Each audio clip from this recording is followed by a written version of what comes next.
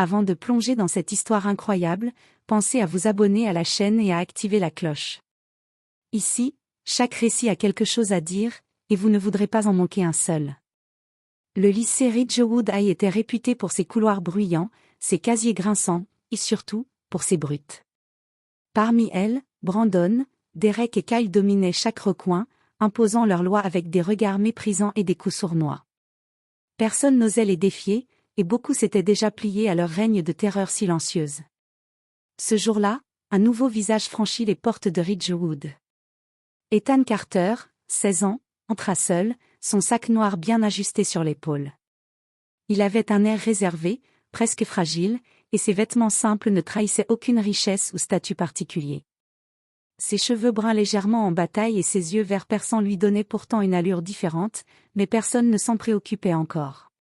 Dès qu'il posa le pied dans le hall, les murmures commencèrent. « C'est le nouveau. Il a l'air fragile. » Ethan ne répondit pas. Il marchait droit, le dos droit, le regard fixe vers l'avant, comme si les bruits et les rires ne l'atteignaient pas. Mais à l'intérieur, chaque fibre de son corps était prête, entraînée depuis des années à anticiper et réagir à toute menace. Car Ethan n'était pas un adolescent ordinaire. Depuis l'âge de 6 ans, il s'entraînait aux arts martiaux sous la direction du sensei Nakamura, un maître japonais dont la réputation était légendaire. Jour après jour, il avait appris la discipline, la patience, la maîtrise de soi et surtout la puissance de chaque mouvement. Ce savoir-faire, pourtant, il le cachait derrière un visage calme et une silhouette apparemment faible. Pendant ce temps, Brandon et ses acolytes le remarquèrent. Leurs yeux brillèrent de malice. « Et, regardez-le, il pense vraiment pouvoir survivre ici, » lança Derek. « On va voir s'il a du cran, » ajouta Kyle. Ce que personne ne savait encore, c'est que sous cette apparente fragilité, Ethan possédait une force et une technique capables de retourner n'importe quelle situation. Et le jour même, ce lycée allait découvrir que sous le calme et la réserve, un combattant redoutable venait de faire son entrée. Le lendemain de son arrivée, Ethan se rendit à la cafétéria pour le déjeuner. Le soleil filtrait à travers les grandes fenêtres, mais à l'intérieur, l'air semblait chargé de tension. Brandon, Derek et Kyle étaient déjà là, riant et repérant leur prochaine victime. Dès qu'ils aperçurent Ethan, leurs yeux s'illuminèrent de malice. « Et, regardez qui voilà » lança Brandon en poussant son plateau vers Ethan. « Attention, petit nouveau, tu vas apprendre ce que ça coûte d'être ici » ajouta Derek en le bousculant légèrement. Ethan recula d'un pas, son plateau vacilla, mais il ne laissa pas tomber la nourriture. Il leva les yeux vers Brandon, un calme inquiétant dans le regard. « Tu crois que c'est drôle » dit-il d'une voix douce mais ferme. Brandon éclata de rire, moqueur. « Regarde-le, il pense pouvoir nous parler comme ça. » Alors que Derek s'avançait pour l'intimider, Ethan bougea. En un geste rapide mais précis, il attrapa le poignet de Brandon, le fit pivoter derrière son dos et le maintint fermement, le tout sans le blesser. Les autres élèves présents dans la cafétéria se turent, surpris par cette technique fluide et maîtrisée. Brandon se débattit, rouge de rage et de honte. « Lâche-moi » hurla-t-il, mais Ethan ne bougea pas. Son calme était une barrière invisible que Brandon ne pouvait franchir. Kyle, qui riait avant, sentit un frisson d'inquiétude. Il recula, évaluant la situation. Derek, lui, fronça les sourcils. « Qui es-tu vraiment » demanda-t-il, méfiant. Ethan relâcha Brandon, qui tomba maladroitement au sol. Il se redressa, les yeux perçants. « Je ne suis pas celui que vous croyez » dit-il simplement. Ce moment changea tout. Les brutes, habitués à intimider n'importe qui, comprirent qu'ils venaient de rencontrer quelqu'un de différent. Quelqu'un qui ne se laisserait pas faire. Les murmures dans la cafétéria reprirent, cette fois mêlés d'incrédulité et de respect. À partir de ce jour, Brandon, Derek et Kyle savaient qu'ils avaient sous-estimé le nouveau. Et Ethan, lui, savait que ce lycée serait le premier véritable test de sa patience et de son habileté. Le lendemain matin, Brandon, Derek et Kyle ne pouvaient pas oublier la scène de la cafétéria. Leur fierté avait été piétinée devant tout le monde, et l'humiliation brûlait encore. « Il ne peut pas nous avoir mis à terre comme ça » grogna Brandon en serrant le poing. Il faut qu'on lui montre qui commande ici, ajouta Derek. Kyle, plus réfléchi, proposa, pas dans la cafétéria cette fois. On le piège ailleurs, loin des témoins. Leur plan prit forme rapidement. La cour arrière du lycée, un endroit isolé entre le gymnase et le vieux hangar, semblait parfait pour un affrontement privé. À la fin des cours, Ethan marchait seul, comme toujours, son sac sur l'épaule. Il ne se doutait pas encore que les trois brutes l'attendaient.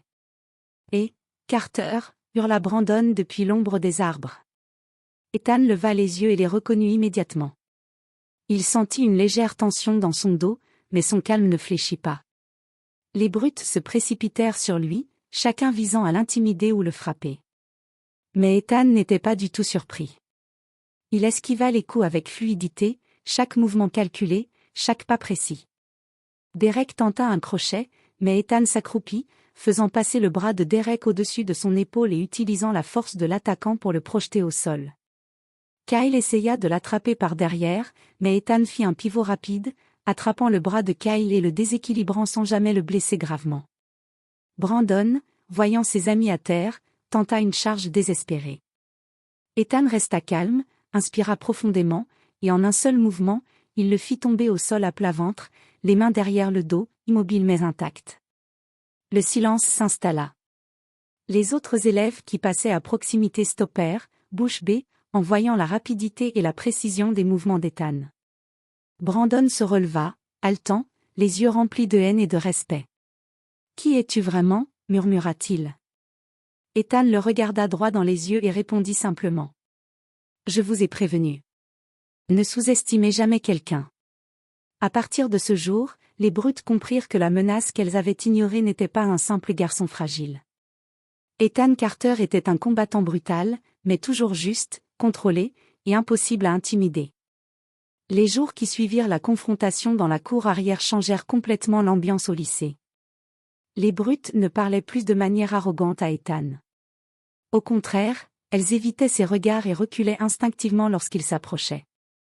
Mais ce n'était pas seulement Brandon, Derek et Kyle qui observaient Ethan.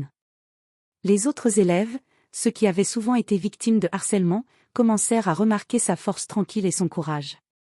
Certains, timides, osèrent enfin lui adresser la parole. « Et Ethan, tu m'as vraiment impressionné l'autre jour », dit timidement Lila Thompson, une élève souvent moquée pour sa petite taille. « Merci », répondit-il simplement, un léger sourire sur les lèvres. Mais ce n'est pas pour impressionner. Juste pour se protéger et protéger les autres.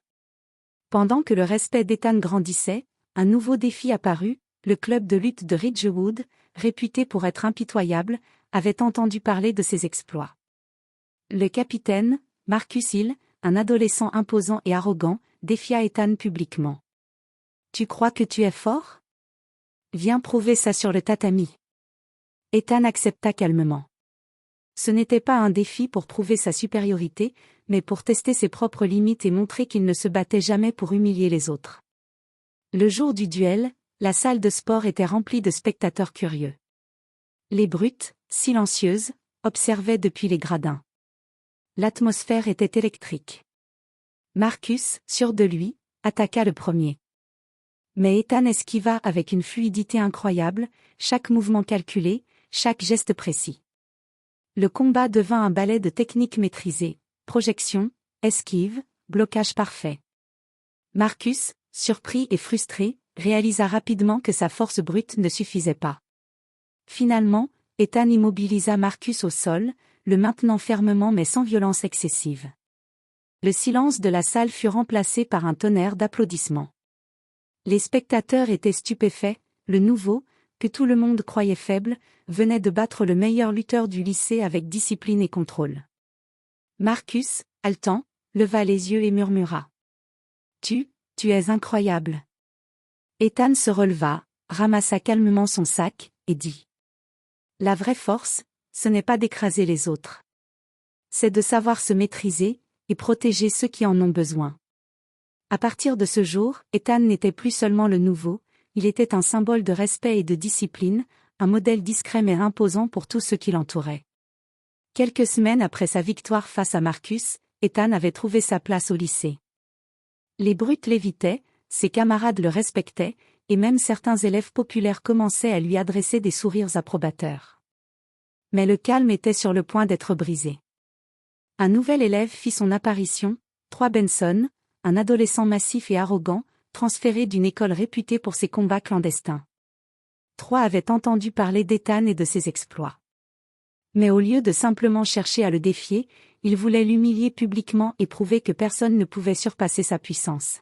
« Carter, j'ai entendu dire que tu te prends pour un héros », lança Troy d'un ton moqueur dans le gymnase, devant tout le club de lutte et plusieurs élèves. Ethan, calme comme toujours, répondit simplement. « Je ne cherche pas à être un héros. Je fais ce qui est juste. » Le combat commença, mais cette fois, ce n'était pas seulement la technique qui comptait. Troy attaquait avec force, vitesse et ruse, utilisant des coups que même Marcus n'aurait pas osé. Ethan dut non seulement se défendre, mais aussi analyser chaque mouvement pour anticiper l'attaque suivante. Le combat devint intense. Ethan esquivait, bloquait et contre-attaquait avec précision, mais Troy était coriace. Chaque mouvement d'Ethan était calculé pour épuiser son adversaire sans le blesser gravement. Les spectateurs retenaient leur souffle, stupéfaits par la maîtrise parfaite de l'art martial qu'Ethan démontrait. À un moment critique, Troy tenta un coup risqué, visant à déséquilibrer Ethan. Mais Ethan utilisa la force de Troy contre lui, effectuant une projection parfaite qui le laissa immobile au sol, surpris et vaincu. Le gymnase explosa en applaudissements. Les brutes, Brandon, Derek et Kyle, échangèrent des regards de respect silencieux. Même Troy, haletant, leva les yeux vers Ethan et murmura. « Tu n'es pas comme les autres. » Ethan, les yeux calmes mais perçants, répondit. « La vraie force ne se mesure pas à qui peut frapper le plus fort. Elle se mesure à qui peut rester maître de soi-même et protéger les autres. » À partir de ce jour, Ethan devint une légende au lycée Ridgewood, le nouveau que personne n'osait sous-estimer, le combattant brutal mais juste, et l'exemple vivant que la discipline et la maîtrise de soi surpassent toujours la violence brute. Mais même avec ce succès, Ethan savait que d'autres défis l'attendaient. Car dans un monde où la force brute règne souvent, rester humble et maître de soi-même est l'épreuve la plus difficile.